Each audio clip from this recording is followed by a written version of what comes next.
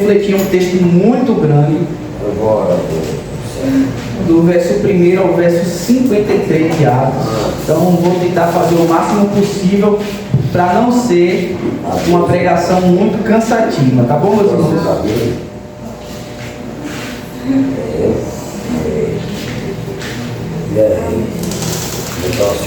Estou bem demais. Já é. E você, tá bom? Eu estou bem melhor agora. Que maravilha, meu irmão. Que isso. Atos dos Apóstolos, capítulo de número 7, do verso 1 ao 53. Meus irmãos, é uma leitura muito extensa, eu não vou maltratar os irmãos. A gente vai fazer a leitura apenas no versículo 52, que é o versículo chave desse texto. E nos diz o seguinte: qual dos profetas os seus antepassados não perseguiram? Eles mataram aqueles que prediziam a vinda do justo, de quem agora vocês receberam a lei por intermédio de anjos, mas não lhe... perdão, meus irmãos, eu pulei. Justo de que agora vocês se tornaram traidores e assassinos.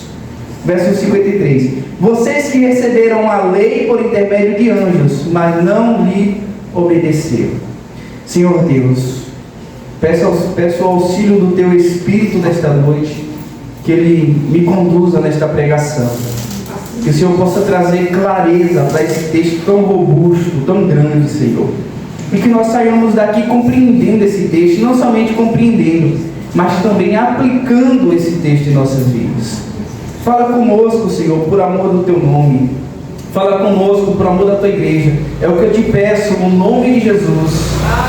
Amém. Meus queridos irmãos, imagine a cena. Diante do Sinédrio, mesmo conselho que condenou Jesus Cristo à morte, está agora um homem cheio do Espírito Santo. Este homem que nós vimos na semana passada. Homem este que no final do capítulo 6 o texto diz que as pessoas olhavam para ele e o seu rosto parecia como o rosto de um anjo. Esse homem cheio do Espírito Santo, com o rosto como de um anjo, chamado Estevão, agora está diante do Sinédrio que condenou Jesus à morte.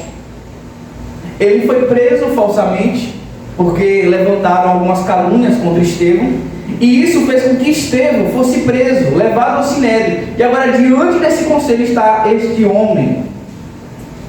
Ele não fala aqui para se defender das acusações que ele recebeu, mas ele está aqui diante do Sinédrio para fazer uma única coisa: para testemunhar acerca do justo, para testemunhar acerca de Cristo. O seu discurso, meus irmãos, não é uma simples resposta de defesa às acusações que ele está recebendo, mas é uma pregação a respeito da história e também a respeito da redenção que aquelas pessoas recebem em Cristo Jesus. Enquanto o tribunal está o acusando de blasfêmia contra Moisés e contra a lei, Estevão faz algo surpreendente, meus irmãos. Ele mostra que a própria história de Israel, e é isso que nós iremos ver dos versos 1 ao verso 53, que é uma história de resistência à vontade de Deus. É uma história que prova que durante toda a era de existência, o povo foi resistente à vontade de Deus. E que tudo na história dos patriarcas, até a vinda de Cristo, apontava para ele, o justo que agora eles crucificaram. É isso que Estevão vai mostrar aqui, meus irmãos. Estevão vai ser como um sol que revela a poeira no ar. Ele vai levantar a saia daquele povo e vai mostrar o coração deles. O discurso de Estevão vai revelar a impureza que existe no coração daqueles homens. E também, meus irmãos, por extensão, Estevão vai revelar a pureza que existe em nosso próprio coração. O contexto imediato, meus irmãos, do capítulo 7 está lá no capítulo 6. O capítulo 6 termina com Estevão, como nós vimos na semana passada, sendo acusado falsamente de falar contra o templo e contra a lei, conforme nós vimos nos versos 13 e 14 do capítulo 6. Estevão está sendo agora acusado de falar contra o templo e contra a lei de Moisés. E por conta disso, meus irmãos, Estevão é levado ao Sinédrio, o mesmo conselho que condenou Jesus Cristo à morte por cruz. O discurso de Estevão, conforme nós vimos dos versos 1 ao 53, é uma resposta às acusações. Mas, na verdade, é um sermão profundo, é um sermão com muitas bases históricas, e é um sermão que gira em torno de Cristo. Todo o discurso de Estevão está amparado na centralidade de Cristo. Cristo é o centro do sermão de Estevão. Então ele revisita a história da aliança, passando por Abraão, por José, por Moisés, o tabernáculo e o templo, para mostrar que Deus nunca esteve limitado a lugares. Aleluia. E que Israel sempre resistiu aos mensageiros enviados de Deus. Quem lembra aqui quando Jesus se encontra com a mulher samaritana lá em João capítulo 4? Jesus se encontra com a mulher num poço à tarde, em um horário que muito provavelmente as pessoas não iam para o poço. Aquela mulher era uma mulher de má fama, era conhecida por cometer adultério, é conhecida por ter se envolvido em relacionamentos diversos, e isso mostra o coração daquela mulher, que na verdade era um meio dela preencher o vazio que existia em seu coração. E quando Jesus aponta que ela já teve 5 casamentos e que o marido que agora ela está não é dela, ela foge do que Jesus Cristo está falando e diz: o povo judeu diz que o lugar certo de adorar é no templo em Jerusalém, mas nós adoramos aqui em Samaria. E o que é que Jesus responde àquela mulher? Mulher, vocês adoram o que não conhecem, mas na verdade chegará um tempo, e de fato já chegou, em que os verdadeiros adoradores adorarão o Pai em espírito e em verdade. O que Jesus está falando é justamente isso que Estevão está defendendo em seu discurso. Verdade. Estevão está mostrando que Deus nunca esteve limitado a lugares. E Estevão mostra que o povo de Israel sempre resistiu aos mensageiros de Deus. Quando nós fazemos a leitura, e esse discurso de Estevão vai muito nos relembrar isso, nós ficamos com uma certa ira daquele povo.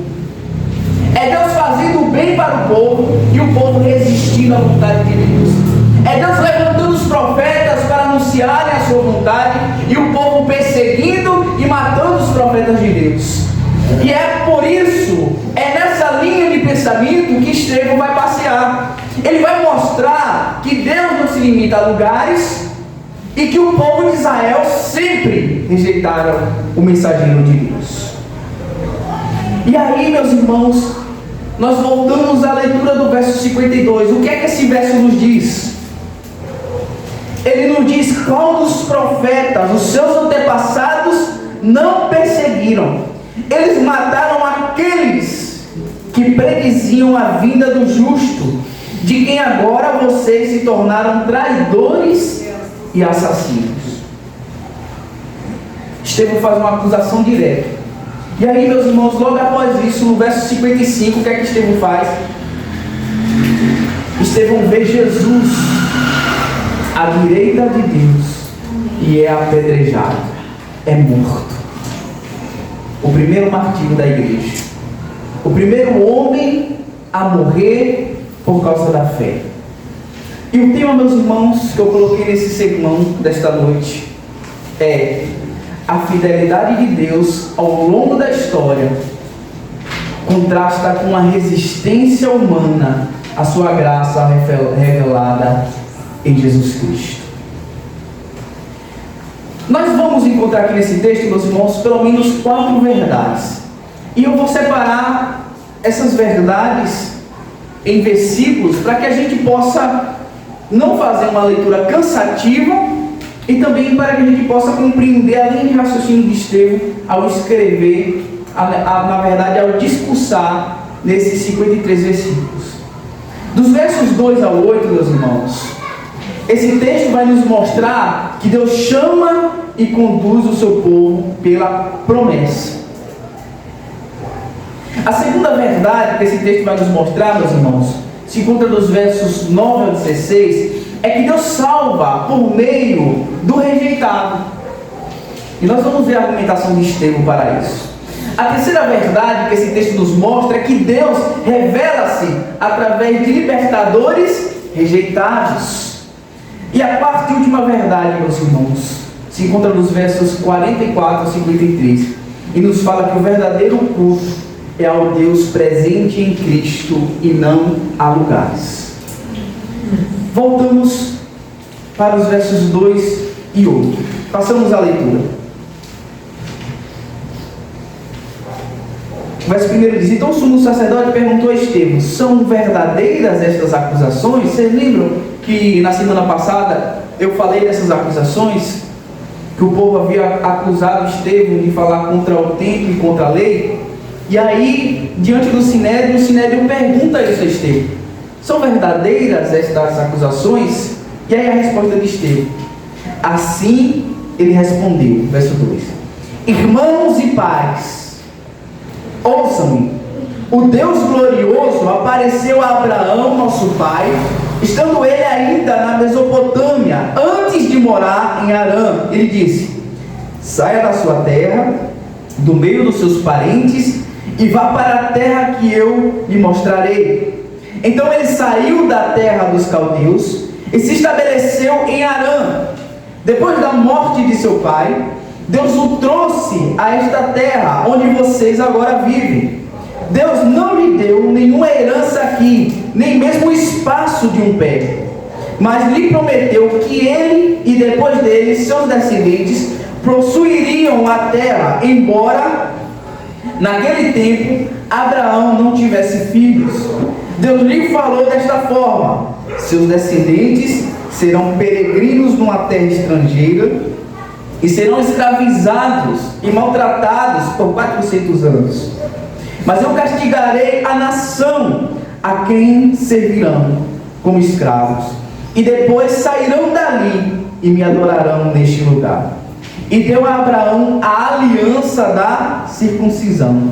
Por isso Abraão gerou Isaque e o circuncidou 8 dias depois do seu nascimento. Mais tarde, Isaque gerou Jacó, e este os 12 patriarcas. Aqui, meus irmãos, Estevão começa com Abraão, o pai da fé. Deus o chama em meio à idolatria. Todos nós sabemos que a Mesopotâmia era uma terra idólatra. Era uma terra idólatra. E Deus chama Abraão do meio dessa terra idólatra, conforme nós vimos lá no capítulo 12 de Gênesis. E Deus o guia por uma promessa ainda invisível. Deus disse a Abraão: saia da sua terra, do meio da sua parentela, e vá para uma terra que eu lhe mostrarei. Deus faz a promessa a Abraão, uma promessa que Abraão ainda não conseguia ver, não enxergava. Isso nos mostra que Deus, no começo da história de Israel, conduz o povo por meio da sua promessa. A promessa que ele fez a Abraão, uma promessa da qual Abraão ainda não enxergava, não via. E o foco aqui, meus irmãos, de Estevão, de mostrar Abraão nesse discurso, não é mostrar a obediência de Abraão, mas a iniciativa de Deus. Quem primeiro escolheu Abraão foi Deus, e não o contrário. Não foi a iniciativa da parte de Abraão de seguir a Deus, mas foi a iniciativa da parte de Deus em chamar Abraão e fazer a promessa a Abraão. Ou seja, Deus chama e conduz ao seu povo pela promessa.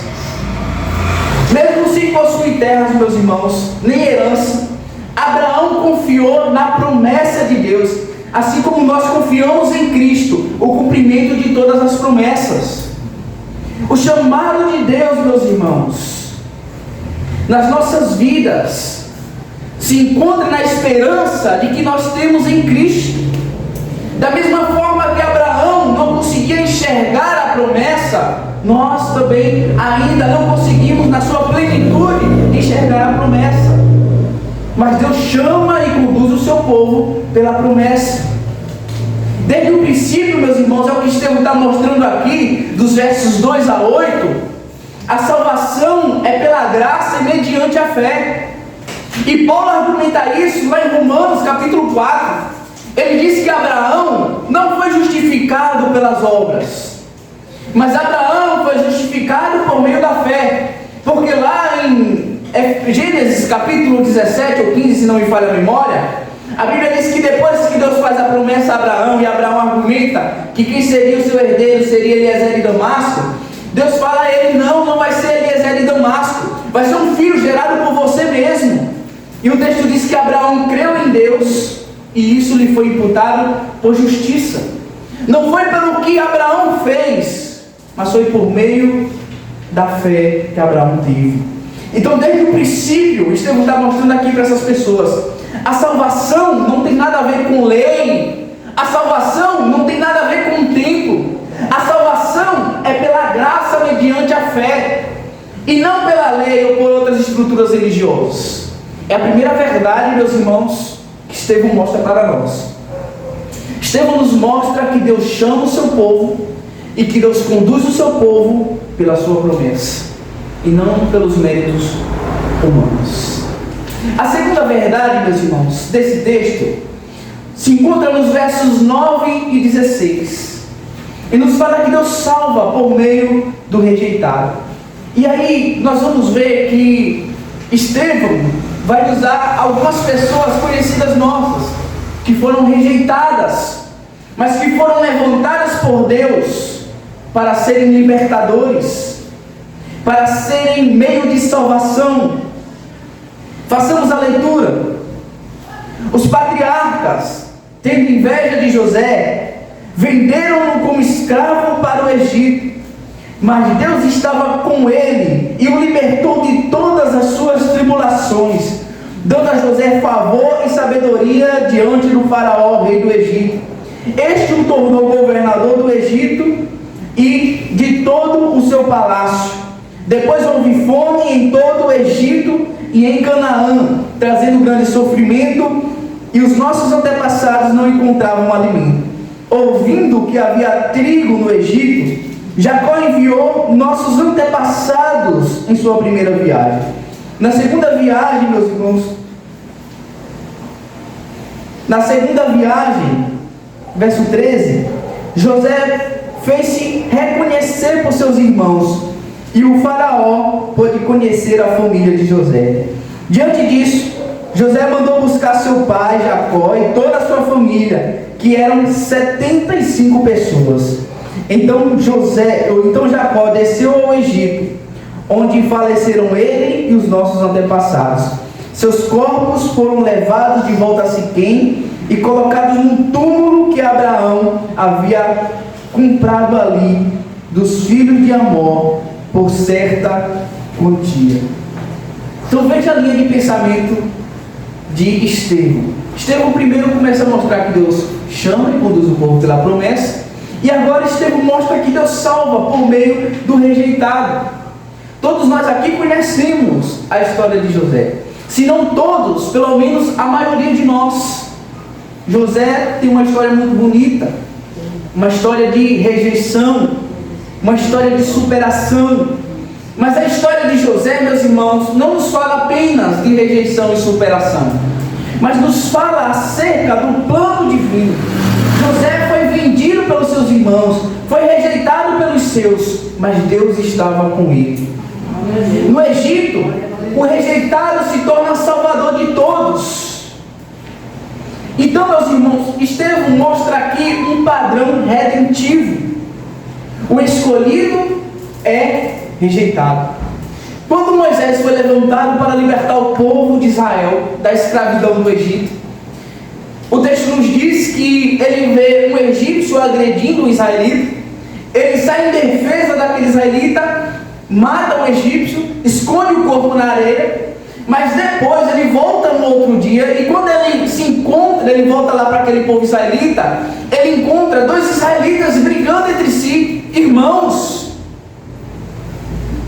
pessoas da mesma família, do mesmo parentesco, brigando. Ele vai separar a briga, e quando ele chega e diz: irmãos, por que vocês estão brigando? O que estava agredindo o outro olha e diz: quem lhe colocou como líder entre nós? Foi rejeitado. Isso nos mostra um padrão divino. O escolhido é sempre rejeitado, mas é por meio dele que vem a salvação. O escolhido é rejeitado, mas Deus o exalta. A história, e aqui argumento de Estevão, nos mostra isso. José foi rejeitado pelos seus irmãos, mas Deus estava com ele e Deus o exaltou. Moisés foi rejeitado pelo povo do seu próprio sangue, mas Deus estava com ele e também o exaltou. Por meio de ambos veio salvação para aquele povo. Por meio de José, seus irmãos que o perseguiram foram salvos da fome. Por meio de Moisés, aquele povo que era oprimido, escravizado pelo Egito, foi salvo da escravidão. Porque, meus irmãos, o escolhido é rejeitado, mas Deus o exalta. Deus salva por meio do rejeitado, meus irmãos. E sabe qual é a verdade que Estevão está apontando aqui? É que Cristo é o verdadeiro José. Ele foi rejeitado pelos seus irmãos, mas Deus o exaltou. Lá em João, no primeiro capítulo, a Bíblia diz que ele veio para o que era seu, mas os seus não o receberam. Ele foi rejeitado assim como José, ele foi rejeitado assim como Moisés, mas Deus o exaltou, e hoje ele é o Salvador que nos tira da perdição do pecado. Ele é Salvador daqueles que o traíram. Os irmãos de José, meus irmãos, o venderam como escravo. A princípio estavam projetando matá-lo, mas aquele que foi rejeitado, aquele que eles pensaram em matar, se tornou o salvador deles. Cristo também, meus irmãos, foi morto por meio de homens perversos que o mataram, mas ele, meus irmãos, veio a ser o salvador daqueles que o traíram. Ele veio ser o salvador daqueles que o rejeitaram. É um padrão divino, é isso que Estevão está argumentando. Mas dos versos 17 ao 43, Estevão vai nos ensinar uma outra verdade. É que Deus revela-se através dos libertadores rejeitados. E aí, dos versos 17 ao 43, nós vamos ver outra argumentação de Estevão, usando outro personagem conhecido por nós. Versos 17 ao 43. Façamos a leitura. Ao se aproximar o tempo em que Deus cumpriria sua promessa a Abraão, aumentou muito o número do nosso povo no Egito. Então outro rei, que nada sabia a respeito de José, passou a governar o povo. Ele agiu traiçoeiramente para com o nosso povo e oprimiu os nossos antepassados, obrigando-os a abandonar os seus recém-nascidos para que não sobrevivessem. Naquele tempo, nasceu Moisés, que era um menino extraordinário. Por 3 meses ele foi criado na casa do seu pai. Quando foi abandonado, a filha do faraó o tomou e o criou como seu próprio filho. Moisés foi educado em toda a sabedoria dos egípcios e veio a ser poderoso em palavras e obras. Ao completar 40 anos, Moisés decidiu visitar seus irmãos israelitas. Ao ver um deles sendo maltratado por um egípcio, saiu em defesa do oprimido e o vingou, matando o egípcio. Ele pensava que os seus irmãos compreenderiam que Deus o estava usando para salvá-los, mas eles não o compreenderam. No dia seguinte, Moisés dirigiu-se a 2 israelitas que estavam brigando e tentou reconciliá-los, dizendo: homens, vocês são irmãos, por que ferem um ao outro? Mas o homem que maltratava o outro empurrou Moisés e disse: quem o nomeou líder e juiz sobre nós? Quer matar-me como matou o egípcio ontem? Ouvindo isso, Moisés fugiu para Midian, onde ficou morando como estrangeiro e teve 2 filhos. Passados 40 anos, apareceu a Moisés um anjo nas labaredas de uma sarça em chama no deserto, perto do Monte Sinai. Vendo aquilo, ficou atônito e, aproximando-se para observar, ouviu a voz do Senhor: Eu sou o Senhor dos seus antepassados, o Deus de Abraão, o Deus de Isaque, o Deus de Jacó. Moisés, tremendo de medo, não ousava olhar. Então o Senhor lhe disse: Tire a sandália dos pés, porque o lugar em que você está é terra santa. De fato, tenho visto a opressão sobre o meu povo no Egito. Ouvi seus gemidos e desci para livrá-lo. Venha agora e eu o enviarei de volta ao Egito. Este é o mesmo Moisés que tinham rejeitado com estas palavras, que o nomeou líder e juiz. Ele foi enviado pelo próprio Deus para ser líder e libertador deles, por meio do anjo que lhe tinha aparecido na sarça. Ele os tirou de lá, fazendo maravilhas e sinais do Egito, no Mar Vermelho e no deserto durante 40 anos. Este é aquele Moisés que disse aos israelitas: Deus lhe levantará dentre seus irmãos um profeta como eu. Ele estava na congregação, no deserto, com o anjo, que lhe falava no Monte Sinai e com os nossos antepassados, e recebeu palavras vivas para transmiti-las a nós. Mas nossos antepassados se recusaram a obedecer, ao contrário, rejeitaram-no, e em seu coração voltaram para o Egito. Disseram a Arão: Faça para nós deuses que nos conduza, pois a esse Moisés que nos tirou do Egito não sabemos o que lhe aconteceu. Naquela ocasião, fizeram um ídolo de forma de bezerro, trouxeram-lhe sacrifícios e fizeram uma celebração em honra ao que suas mãos tinham feito. Mas Deus afastou-se deles e os entregou à adoração dos astros, conforme o que foi escrito no livro dos profetas. Foi a mim que vocês apresentaram sacrifícios e ofertas durante 40 anos no deserto, ó nação de Israel. Ao invés disso, levantaram o santuário de Maloque e a estrela do seu Deus Refã, ídolos que vocês fizeram para adorar. Portanto, eu os enviarei para o exílio, para além da Babilônia. Agora, meus irmãos, Estevão fala de Moisés, o libertador rejeitado. Nós vimos aqui no verso 27 que ele faz menção de um texto que se encontra lá em Êxodo, aonde o israelita que estava agredindo o outro pergunta a ele: Quem te construiu príncipe e juiz sobre nós? Mesmo depois de Deus o enviar, meus irmãos, o povo murmurou contra ele no deserto, voltando o coração para o Egito. O povo, meus irmãos, resistiu ao Espírito Santo, desprezando o libertador e os sinais que Deus havia feito por meio de Moisés. Basta a gente passar, fazendo uma breve leitura de Êxodo, e nós veremos um coração endurecido desse povo, um povo que resiste ao enviado de Deus, um povo que resiste ao Espírito Santo e a essa argumentação que Estevão está usando aqui, meus irmãos. Estevão não está fazendo uso da sua palavra para se defender das acusações. Ele não está dizendo: não, é mentira o que o povo está dizendo, é mentira o que o povo está falando. Não. Ele está argumentando dentro da história que o povo é um povo de um coração endurecido, que resiste ao Espírito Santo, que despreza o libertador enviado por Deus, que despreza os sinais de Deus. Estevão mostra, meus irmãos, que Moisés apontava para Cristo. E conforme palavras do próprio Moisés, lá no verso 37 de Atos, Estevão volta a repetir as palavras. Moisés fala bem assim: Deus lhe levantará dentre seus irmãos um profeta como eu. Moisés, na verdade, estava apontando para Cristo, meus irmãos, porque Cristo é o verdadeiro Moisés que liberta-nos da escravidão do pecado.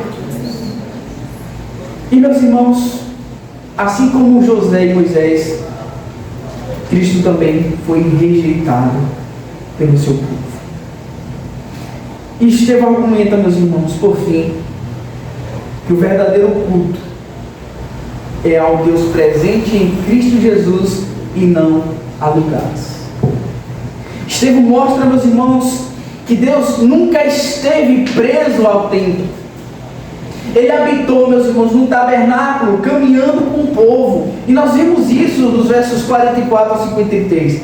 Já estamos andando para o final. Veja o que é que Estevão argumenta no seu último argumento no discurso. No deserto, os nossos antepassados tinham um tabernáculo da aliança que fora feito segundo a ordem de Deus a Moisés, de acordo com o modelo que ele tinha visto. Tendo recebido o tabernáculo, nossos antepassados o levaram sob a liderança de Josué. Quando tomaram a terra das nações que Deus expulsou de diante deles, este tabernáculo permaneceu nesta terra até a época de Davi, que encontrou graça diante de Deus e pediu que ele lhe permitisse providenciar uma habitação para o Deus de Jacó. Mas foi Salomão que lhe construiu a casa. Todavia, o Altíssimo não habita em casas feitas por homens, como diz o profeta. E aqui, meus irmãos, ele faz uso do livro de Isaías, capítulo 66, versos 1 e 2. O céu é o meu trono, e a terra o estrado dos meus pés. Que espécie de casa vocês me edificarão? Diz o Senhor. Ou onde seria o meu lugar de descanso? Não foram minhas mãos que fizeram estas coisas? Povo rebelde e obstinado, de coração e de ouvidos, vocês são iguais aos seus antepassados, sempre resistem ao Espírito Santo. Qual dos profetas dos antepassados não perseguiram? Quais dos profetas os seus antepassados não perseguiram? Eles mataram aqueles que prediziam a vinda do justo, de quem agora vocês se tornaram traidores e assassinos. Vocês que receberam a lei por intermédio de anjos, mas não lhes obedeceram. E aqui, meus irmãos, Estevão finaliza, e com licença a expressão, rumando os dois pés no peito de todo o sinédrio. Ele termina com chave de ouro. Estevão começa a nos mostrar na história que o povo de Deus sempre foi um povo obstinado. Sempre rejeitaram aqueles que ele enviara. Ele mostra agora, nos versos 44 ao 53, que Deus nunca esteve preso a templo, e que ele habitou no tabernáculo, caminhando com o povo. Salomão construiu o templo, mas até ele sabia que o Altíssimo não habitava em casas feitas por mãos humanas. E aqui, meus irmãos, o problema não era o templo, mas era o coração idólatra que transformava o símbolo em substituto de Deus. E aqui é uma chamada exaltativa para nós, porque muitas vezes a gente quer endeusar isso aqui, meus irmãos: paredes. Muitas vezes nós queremos endeusar púlpitos, cadeiras. Nós queremos transformar essas coisas que são objetos de adoração a Deus no próprio Deus. E é essa a acusação que Estevão finaliza fazendo para esses homens. Salomão construiu de fato o templo, mas Salomão entendia: Deus não habita em templos feitos.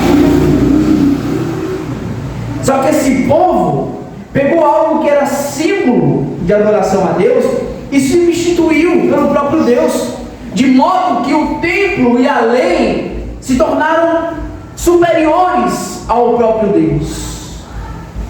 E aí nós vimos nos versos 51 e 53 que ele conclui o seu sermão com uma acusação direta: vós sempre resistem ao Espírito Santo, assim como nossos pais, assim também são vocês. Aqui o sermão se torna profético. O mesmo Espírito que guiou a história agora fala neles, e eles rejeitam novamente, como fizeram com Jesus. Agora Estevão está sendo usado para mostrar que os seus antepassados sempre rejeitaram, e agora o rejeitado é o próprio Estevão. E por consequência, meus irmãos, Estevão termina sem se defender, mas exaltada em Cristo Jesus. Para mostrar o padrão de Deus. O rejeitado é sempre exaltado por Deus. E diante dessa poderosa argumentação de um homem cheio do Espírito Santo, conforme nós vimos na semana passada, Estevão era um homem cheio do Espírito Santo, de tal modo que aqueles que se colocavam em oposição a ele não conseguiam resistir aos seus argumentos e nem ao Espírito com que ele argumentava. E agora, não conseguindo vencê-lo no argumento, o que é que Sinédrio faz? O condena. Fecha as portas da terra para Estevão. Mas o texto nos diz que o céu se abre para receber Estevão. E quando eles rangem os dentes, meus irmãos, Estevão contempla a face de Cristo Jesus. Enquanto eles rejeitam Estevão, a pregação de Estevão, enquanto eles rangem o dente de raiva, Estevão contempla o Filho de Deus à direita do Pai. O discurso, meus irmãos, termina com a morte do servo e a glória do Salvador, mostrando que Deus triunfa, mesmo através da rejeição. E o Evangelho, meus irmãos, continua, porque o sangue dos mártires, conforme fala um teólogo famoso, é a semente da igreja. Se não me engano, é Agostinho de Hipona que faz uso dessa palavra. O sangue dos mártires é a semente da igreja. Quando uma pessoa morre por causa da fé, outros brotam dessa fé. E é isso que acontece com Estevão. Estevão morre, mas o seu sangue é a semente da igreja. E nós veremos nos próximos capítulos o resultado da morte de Estevão. Mas agora, meus irmãos, diante da exposição desse texto, nós precisamos fazer algumas aplicações práticas. A primeira verdade que esse texto nos ensina e que nós devemos aplicar em nossas vidas é que Deus é fiel, mesmo quando o seu povo é infiel. A história está aí para nos provar isso. Estevão faz uso da história para nos mostrar isso. Mostra que mesmo diante da resistência, o amor persistente de Deus, ele é revelado. Ele continua chamando pecadores para a vida em Cristo Jesus. Meus irmãos, se nós pecamos contra Deus de algum modo, se nós vemos diante do reflexo que foi exposto aqui, uma realidade que é nossa também, eu quero dizer para você que Deus ainda continua chamando pecadores para a vida em Cristo. A segunda verdade, meus irmãos, que Estevão nos mostra e que esse texto nos aponta, é que Cristo é o centro de toda a história. Toda a história, meus irmãos, gira em torno de Cristo. Normalmente, nós dividimos a história em 4 partes. E é aqui que nós observamos e concluímos se um pregador é bom ou não. Em primeiro lugar, o pregador, ele passa sobre a história da queda, da criação. Depois queda. Depois redenção por meio de Cristo. E depois a vida eterna. Os 4 pilares que regem uma boa pregação: criação, queda, redenção e morte de Cristo para a nossa remissão, para a nossa glória eterna. Então, esse texto nos mostra que Cristo é o centro de toda a história. De Abraão a Moisés, tudo apontava para o justo de Deus. A Escritura é um só enredo que culmina, que termina em Jesus Cristo. Nós começamos a fazer a leitura, passeamos por toda a Bíblia e ela conclui em Cristo Jesus. O Antigo Testamento é a promessa, o Novo Testamento é o cumprimento da promessa, porque tudo se resume em Cristo Jesus. A terceira verdade que esse texto nos mostra, e aqui nós precisamos observar bastante, é que o maior perigo, meus irmãos, é resistir ao Espírito Santo.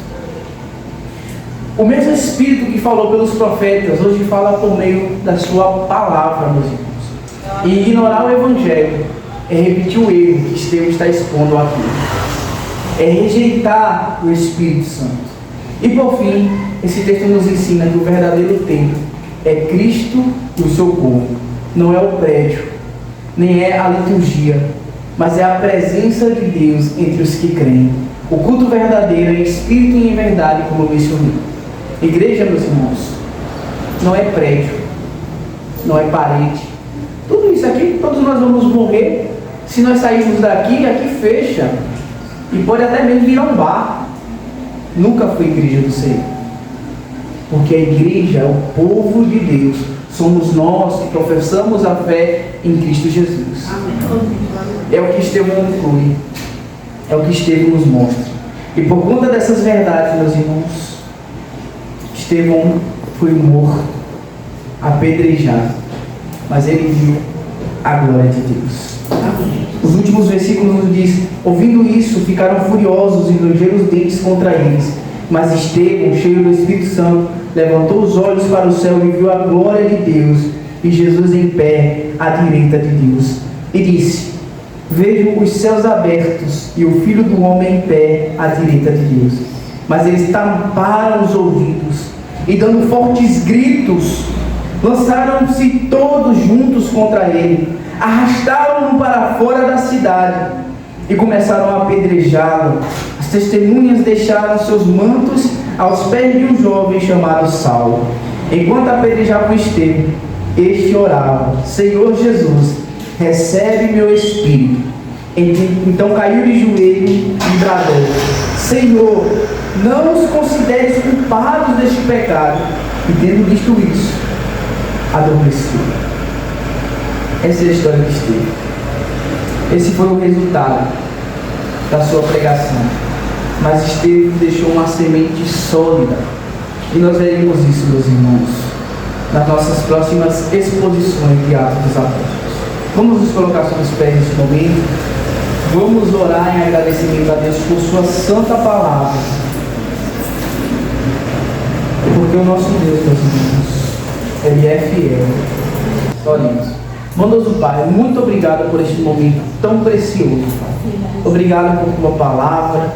Obrigado por nos dar essa liberdade de meditarmos, de compartilharmos e refletirmos da tua palavra. Essa liberdade que nós temos aqui no Brasil, Senhor, de testemunhar acerca da nossa fé, de nos reunirmos em um tempo público como igreja. Ó Pai, que o Senhor esteja abençoando nossas reuniões e o nosso crescimento espiritual. É o que eu te peço, Senhor. Abençoa cada irmão aqui presente, que o Senhor os conduza em paz para a sua casa, livrando de todo mal. No nome bendito de Jesus. Amém.